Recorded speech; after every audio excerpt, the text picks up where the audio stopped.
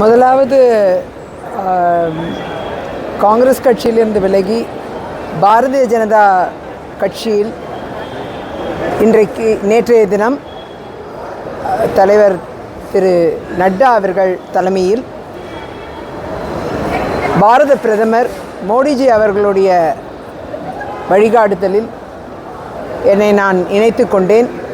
பல ஆண்டு காலம் காங்கிரஸ் கட்சியில் பணியாற்றிய நபர் நான். ஆனால் நிறைய நீங்கள் ரீசன்ட் பாஸ்டில் பார்த்துருப்பீங்க, நிறைய பிரச்சனைகள், பெண்களுக்கு உண்டான தளம் என்பது காங்கிரஸ் கட்சியில் மறுக்கப்பட்டதாகவே இருக்கிறது.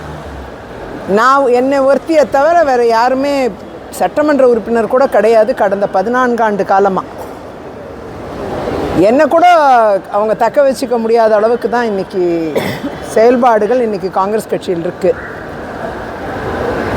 ஒரு நேஷ்னல் பார்ட்டி, அங்கேருந்து நான் இன்னொரு நேஷ்னல் பார்ட்டிக்கு போயிருக்கேன். ஆனால் அதே நேரம் அங்குள்ள செயல்பாடுகள் நிச்சயமாக பெரிய சங்கடத்தை, குறிப்பாக பெண்கள் அரசியல் தளத்தில் பணியாற்றும் பெண்களுக்கு சிரமத்தை உண்டு பண்ணுறாங்க. அதில் வேறு என்ன வழி? லாஸ்ட்டாக the recourse is not but to exit மாதிரி ஆயிடுது. ஆனால் அதே நேரம் பார்த்திங்கன்னா என்னுடைய உழைப்பு கிட்டத்தட்ட என்னுடைய மாணவர் காங்கிரஸ் பருவத்திலிருந்து நான் காங்கிரஸ் கட்சியில் பணியாற்றிருக்கேன். 37 ஆண்டுகள் காங்கிரஸ் கட்சியில் தொடர்ந்து பணியாற்றின ஒரு நபர், எந்த கட்சிக்கும் போகாத ஒருவர். ஆனால் இப்போ இந்த முடிவுக்கு வரேன்னா நீங்கள் எல்லோரும் புரிஞ்சுக்கணும், எந்த ஆதாயமும் எதிர்பார்க்காம வேலை பார்த்தவன் நான். ஆனால் எவ்வளோ சொல்லணும்னா, ஒரு தலைமை பதவிகள்னு வந்தால் பெண்களுக்கு கொடுக்கக்கூடாதுங்கிற எண்ணம் தான் அது தவறானது. ஏன் பெண்களால் எதுவும் செய்ய முடியாதா? பெண்களால் நிச்சயமாக ஏன் ஒரு சட்டமன்ற உறுப்பினரோடு நிற்கணுமா? அதுக்கு மேலே பெண்களால் தலைமை பதவிகளுக்கு மக்களுக்காக பணியாற்ற முடியாதா? நிச்சயமாக முடியும். அதில் அவநம்பிக்கை கொண்டவர்கள் தான் காங்கிரஸ் கட்சி. அந்த ஒரு நிலைப்பாடு கிட்டத்தட்ட கடந்த 7 ஆண்டு காலமாகவே அந்த ஒரு அங்கீகாரம் என்பது மறுக்கப்பட்டதாகவே இருக்குது. இப்போ என்னை போன்ற பல ஆண்டு காலம் உழைத்தவர்களுக்கே இந்த அங்கீகாரம் மறுக்கப்படுதுன்னா இளம் பெண்கள் எப்படி அந்த கட்சிக்கு போவாங்க?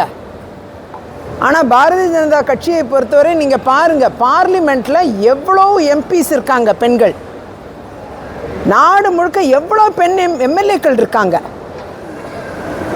அவங்க நல்லபடியாக கட்சிக்காக பணியாற்றணும், மக்களுக்காக பணியாற்றும் இடத்தில் இன்றைக்கி சிறப்பாக வேலை பார்த்துட்ருக்காங்க, தலைமை பண்புகளோடு செயல்பட்டுருக்காங்க. பெண்களுக்கும் தலைமை பண்புகள் இருக்கிறது என்பதை உணர்ந்த கட்சி பாரதிய ஜனதா கட்சி. அதோடைய வெளிப்பாடு தான் என்னுடைய நிலைப்பாடுக்கு காரணம். அதனால்தான் நான் இன்றைக்கு பாரதிய ஜனதா கட்சியில் என்னை இணைத்து கொண்டேன். பாரத பிரதமர் மோடிஜி அவர்கள் பெண்களுக்குண்டான இடஒதுக்கீட்டை சட்டமாக்கி இருக்கிறார், விரைவில் அமல்படுத்தப்படும் என்று சொல்லியிருக்கிறார். இஸ்லாமிய பெண்களை பாருங்க, முத்தலாக்கை இன்னைக்கு ஒழிச்சு கட்டியிருக்காரு. அது மட்டுமல்ல, இஸ்லாமிய பெண்களுக்கு சொத்தில் சம உரிமையை வாங்கி தந்திருக்கார்.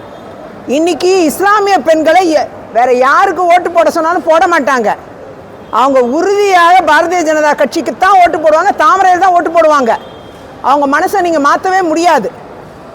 காலமாக இன்னைக்கு இஸ்லாமிய பெண்கள் சொத்தில் எப்படி அவங்களுக்கு உரிமை வழங்கப்படுது, சிறிய ஒரு பங்கு கொடுத்து அவங்கள அமுச்சு விட்டுருவாங்க.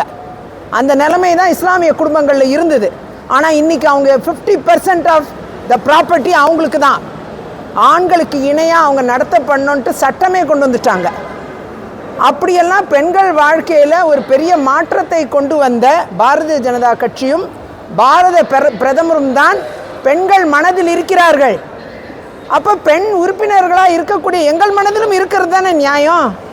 அப்போ மனசாட்சி தொட்டு எங்கே இருக்கணுங்கிற முடிவுக்கு நீங்கள் வேணான்னு துரத்துகிற காங்கிரஸ் கட்சியில், பொம்பளைங்களே வேண்டான்னு துரத்துகிற காங்கிரஸ் கட்சியில் எங்கே செயல் பண்ணுறது? இந்த தடவையாவது காங்கிரஸ் கட்சி 33% பெண்களுக்காவது சீட்டு கொடுப்பாங்களா நான் கேட்குறேன். இல்லை, ஆகையால் என்னை பொறுத்தவரை பெண்களுடைய டெவலப்மெண்ட்டுங்கிறது ரொம்ப முக்கியம். தமிழ்நாடு எடுத்துக்குங்க. இன்றைக்கி தமிழ்நாடு, மேற்கு வங்காளம் போன்ற மாநிலங்களில் மத்திய அரசோட ரேஷன் திட்டங்கள் கொண்டு சேர்க்கப்படலை. மத்திய அரசோட ரேஷன் திட்டங்கள் இன்றைக்கி ஒரு நபருக்கு 1 கிலோ 5 கிலோ அரிசி விலையில்லா அரிசி, அதே மாதிரி 1 கிலோ பருப்பு ஒரு நபருக்கு, 1 கிலோ எண்ணெய் ஒரு நபருக்கு விலையில்லாமல் மத்திய அரசு திட்டமாக வழங்கப்படுகிறது. இதை அந்தமான் நிக்கோபார் லக்ஷதீப்பெல்லாம் நிறைவேற்றிட்டாங்க. ஆனால் தமிழ்நாடும் மேற்கு வங்காளமும் நிறைவேற்றலை. ஏன்? இந்த பொருள்கள்லாம் மக்களுக்கு போய் சேரக்கூடாதா? நிச்சயமாக போய் சேரணும். ஸோ இதை மாதிரி மக்களை சேர வேண்டிய விஷயங்களை அரசியல் கருதி தடுக்காதீர்கள், அமல்படுத்துங்க. அதுக்கு மேலே அரசியலில் மக்களை உங்களை விரும்பத்தக்கவர்களாக காண்பித்து ஜெயிக்க முடிஞ்சால் ஜெயிங்க. அதுதான் என்னுடைய நிலைப்பாடு. தலைவர் பதவி கிடைக்கல அப்படின்ற ஒரு காரணத்துக்காக உங்களை நம்பி வாக்களித்த மக்களை விட்டு நீங்கள் நம்பி வாக்களித்தாங்க. நம்பி வாக்களித்த மக்களுக்கு இந்த திட்டங்கள்லாம் போய் சேர மாட்டேங்குத. எப்படி கொண்டு சேர்க்கறது? அப்போ கொண்டு சேர்க்கணும்னா நான் அது நிறைவேற்றின கட்சியோடு இருந்து, பாரதிய ஜனதா கட்சியோடு இருந்து பயணித்தா தான் அதை கொண்டு சேர்க்க முடியும். நீங்கள் குறிப்பாக கன்னியாகுமரி மாவட்டத்தை எடுத்துக்குங்க. அங்கே நாற்கரை சாலை இதுவரை போடவே முடியல. எந்த எம்பியும் வந்து பண்ணலை. இப்போ 4 வருஷமாக ஒரு காங்கிரஸ் எம்பி தான் இருக்கிறாரு.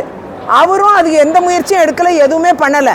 இந்தியாவிலேயே நகாய் சாலை, நாற்கரை சாலை இல்லாத ஒரே பார்லிமெண்ட்டு, ஒரே டிஸ்ட்ரிக்ட்டு கன்னியாகுமரி தான் இந்தியாவிலேயே. இன்றைக்கி உலக நாடு எங்கும் வந்துருச்சு இந்த நாற்கரை சாலை. ஆனால் ஒன்றுமே கிடையாது அந்த மாவட்டத்தில்.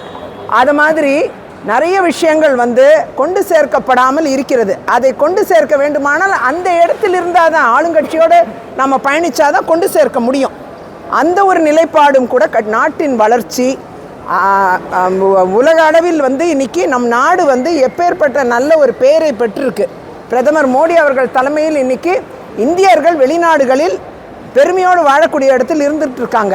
எல்லாரும் பேட்டி கொடுத்துக்கிட்டு இருக்காங்க, எல்லாரும் விட்னஸ் கொடுக்குறாங்க, எவிடன்ஸ் கொடுக்குறாங்க அதுக்கெல்லாம். அப்படி இருக்கும் பொழுது நிச்சயமாக இன்றைக்கி பார்த்திங்கன்னா நாட்டின் வளர்ச்சி இன்னும் பன்மடங்கு ஆக வேண்டும். தனிநபர் வருமானம் இன்க்ரீஸ் ஆகணும். இதெல்லாம் பண்ண தமிழ்நாட்டில் மிக பின்தங்கி, இப்போ இன்னும் ஒரு 10 வருஷத்தில் என்ன ஆகும்னா, இந்த சூழ்நிலை தமிழ்நாடு இப்போ முன்னேறிய மாநிலமாக நம்ம நினைக்கிறோம். ஆனால் இந்த ஸ்கீம்ஸ் எல்லாம் கரெக்டாக போய் சேர்ந்தாதான் அந்த முன்னேற்றம் கண்டினியூ ஆகும். இது போய் சேராத பட்சத்தில் தமிழ்நாடு 10 வருஷத்தில் பிற மாநிலங்களோட ஒப்பிடும்பொழுது பின்தங்கிய மாநிலமாக மாறிடும். இப்படிப்பட்ட சூழ்நிலையில் நம்ம மக்களுக்கு நிச்சயமாக இது மக்கள் விரோத போக்கு. ஆகையால் வளரக்கூடிய இடத்தில், தமிழ்நாடு வளரக்கூடிய இடத்தில் மத்திய அரசு தன் கவனத்தை செலுத்தி வருகிறது. பாரத பிரதமர் செலுத்தி வருகிறார். ஆகையால் நாம் இந்த எங்கே இருக்கணுமோ அங்கே இருக்கிறோம். விஜயதாரணி வந்து கட்சி மாறி இருக்காங்க. அதெல்லாம் இங்கே பாருங்க, பதவி அவங்க வந்து எப்பயுமே தர்றதில்லைங்க. நான் உங்கள்கிட்ட ஏன் போய் சொல்லணும்? பதவி அவங்க பெண்களுக்கே தர்றதில்லை. அதான் முதல்ல இவ்வளோ நேரம் பேசினேன்ல, அவங்க தரமாக இருக்கிறாங்க, அது உண்மைதான். அது மட்டுமே காரணம் கிடையாது. அடுத்தது வளர்ச்சியும் கூட, மாவட்டத்தின் வளர்ச்சி, எங்கள் மாவட்டம் பார்லிமெண்ட்டோட வளர்ச்சி, தமிழ்நாடு எங்கும் இருக்கக்கூடிய வளர்ச்சி, இது எல்லாமே நீங்கள் பார்த்தீங்கன்னா மக்களுக்கு வந்து ஊழலற்ற ஒரு அரசாங்கம், இது எல்லாமே நீங்கள் பார்த்தீங்கன்னா நம்முடைய மாநில தலைவர் திரு அண்ணாமலை அவர்கள் பத யாத்திரை பண்ணி நடைப்பயணம் செய்து மக்களுக்கு புரிய வைத்து கொண்டிருக்கிறார். அப்படி அவருடைய சீரிய முயற்சியால் இன்றைக்கி பார்த்திங்கன்னா பெரிய வளர்ச்சியை பாரதிய ஜனதா கட்சி பெற்றிருக்கிறது. இன்றைக்கி அதுவும் ஒரு காரணம். என்னை போன்றவர்கள் பாரதிய ஜனதா கட்சியோடு இணைந்து பயணிக்கணுங்கிற ஒரு முடிவு எடுத்தது, இதெல்லாம் ஒரு காரணம்.